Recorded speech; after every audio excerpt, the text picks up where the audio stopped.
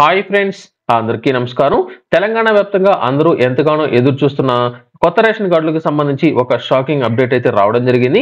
ఈ కొత్త రేషన్ కార్డులు అనేది ఎప్పుడు ఇస్తారో, అలాగే పాత రేషన్ కార్డులకు సంబంధించి కూడా ఒక అప్డేట్ అయితే రావడం జరిగింది. వీటన్నిటికి సంబంధించి పూర్తి సమాచారం తెలుసుకునే ముందుగా మీరు ఇంకా మన టాక్ షో ఛానల్ సబ్స్క్రైబ్ చేయకపోయినట్లయితే వెంటనే సబ్స్క్రైబ్ చేయండి. అలాగే ఈ యొక్క వీడియోను లైక్ చేయండి. కొత్త రేషన్ కార్డులకు సంబంధించిన తాజా అప్డేట్ తో పాటు ప్రస్తుతం అమలవుతున్న ప్రభుత్వ పథకాలన్నీ మీకు రావాలంటే తప్పనిసరిగా రేషన్ కార్డు అనేది ఉండాలని ఒక కండిషన్ అయితే తీసుకురావడం జరిగింది. అయితే రేవంత్ రెడ్డి గారు ఎన్నికల్లో ఇచ్చిన హామీలో భాగంగా అధికారంలోకి వచ్చిన వెంటనే 6 గ్యారంటీ పథకాలు అమలు చేస్తామని అయితే తెలియజేయడం జరిగింది. ఈ 6 గ్యారంటీ పథకాల్లో ఇప్పటికే ఉచిత కరెంట్, అలాగే 500 రూపాయలకి గ్యాస్ సిలిండర్ తో పాటు మహిళలకు బస్సులో ఉచిత ప్రయాణం అయితే కల్పించడం జరిగింది. ఈ నెల 11వ తేదీన ఇందిరమ్మ ఇళ్ల పథకాన్ని అయితే ప్రారంభించడం జరిగింది. అయితే పని చెప్పిన ఈ యొక్క పథకాల అన్నిటికీ సంబంధించి మీకు రావాలంటే రేషన్ కార్డు ఉండాలని ఒక మ్యాండేటరీగా ఒక కండిషన్ అయితే తీసుకురాగా చాలా మంది ప్రజాపాలనలో కూడా వారికి సంబంధించిన అప్లికేషన్ అయితే ఇవ్వడం జరిగింది.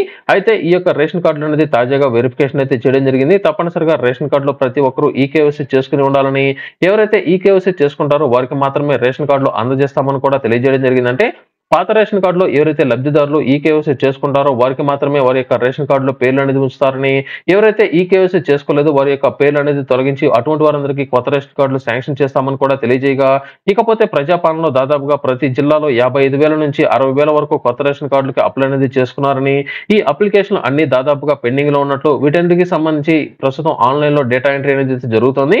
అయితే ప్రస్తుతం తెలంగాణ వ్యాప్తంగా ఈ యొక్క ఎన్నికలు కూడా అంటే లోక్సభకు సంబంధించిన ఎన్నికల కోడ్ అనేది అందుబాటులోకి రావడంతో ఎన్నికల కోడ్ ఉన్న నేపథ్యంలో ఇటువంటి పథకాలకు సంబంధించి ఎటువంటి నిర్ణయాలు అనేది తీసుకునే కారణంగా ప్రస్తుతం ఈ యొక్క కొత్త రేషన్ కార్డులకు సంబంధించి మరొక 2 లేదా 3 నెలల సమయం పట్టే అవకాశం ఉన్నట్లు కూడా సమాచారం రావడం జరిగింది. అంటే ఎన్నికల కోడ్కు సంబంధించి ఏప్రిల్ 13వ తేదీతో ఈ యొక్క ఎలక్షన్ అనేది జరుగుతాయి కాబట్టి ఆ తర్వాత దీనికి సంబంధించి రిజల్ట్స్ వచ్చేంత వరకు ఈ యొక్క కొత్త రేషన్ కార్డులకు సంబంధించి ఎటువంటి నిర్ణయాలు అనేది తీసుకోకపోవచ్చు. ప్రస్తుతానికి ఉన్న అప్డేట్ ప్రకారం కొత్త రేషన్ కార్డులకు సంబంధించి ఆన్లైన్ లో వారి అందరికీ సంబంధించిన లబ్ధిదారులు అందరికీ సంబంధించిన వివరాలు అనేది ఆన్లైన్ లో డేటా ఎంట్రీ అనేది అయితే జరుగుతుంది.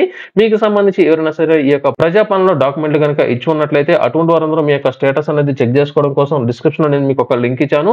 ఆ యొక్క లింక్ లో మీకు సంబంధించి అప్లికేషన్ అనేది ప్రాసెస్ అనేది అయిందా లేదా మీకు సంబంధించిన స్టేటస్ ఒకసారి అయితే చెక్ చేసుకోండి.